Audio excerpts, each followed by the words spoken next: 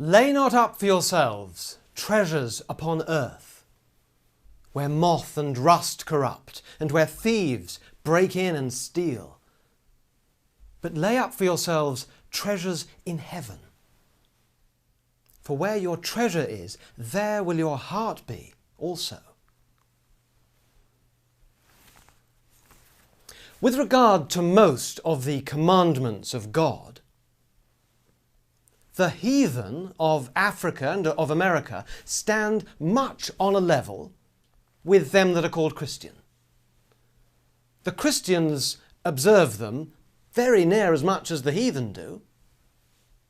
For instance, the generality of the natives of England, commonly called Christian, are as sober and as temperate as the generality of the natives near the Cape of Good Hope. And the French and the Dutch Christians are as humble and as chaste as the Choctaw or Cherokee Indians. It is not easy to say, when we compare the bulk of the nations in Europe with the heathen of Africa and of America, whether the superiority lies on the one side or the other. At least the heathen has not much the advantage. But this we cannot affirm with regard to this command now before us. Lay not up for yourselves treasures upon earth. Here the heathen has far the preeminence. He desires and seeks nothing more than plain food to eat and plain raiment to put on. And he seeks this only from day to day. He reserves, he lays up nothing. This command, therefore, the heathen, though they know it not, do constantly and punctually observe. But how do the Christians obey what they profess to receive as a command of the Most High God? Not at all.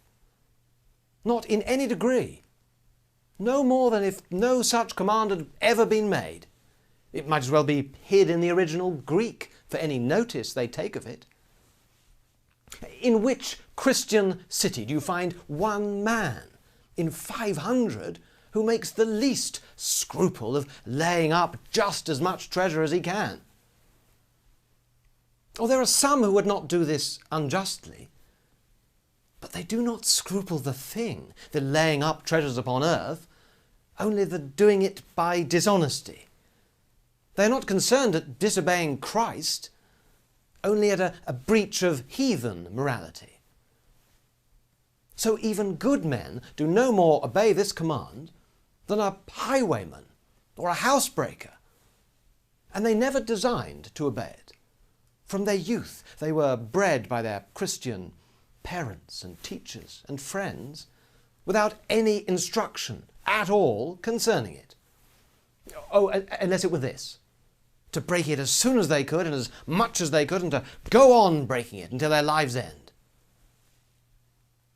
Oh, that God would speak to these miserable self-deceivers with his own mighty voice, that the scales might fall from their eyes, and that they might escape from the snare of the devil.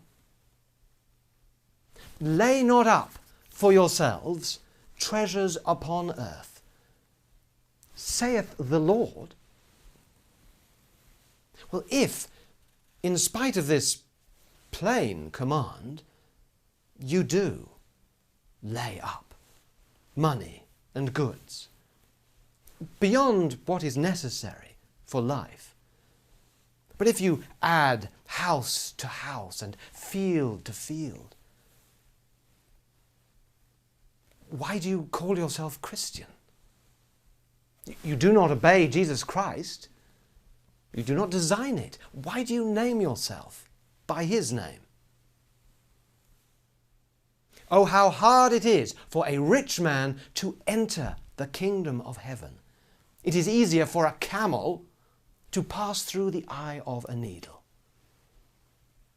The vast majority of rich men are under a peculiar curse of the Almighty, inasmuch as they're not only robbing God, wasting and embezzling their Lord's goods, and corrupting their own souls, but they're robbing the poor, the hungry, the naked, and making themselves accountable for all the want, affliction, and distress which they may, but do not, remove. Yea, does not the blood of all those who perish for want of what the rich either lay up or lay out needlessly, does not their blood cry out against the rich from the earth?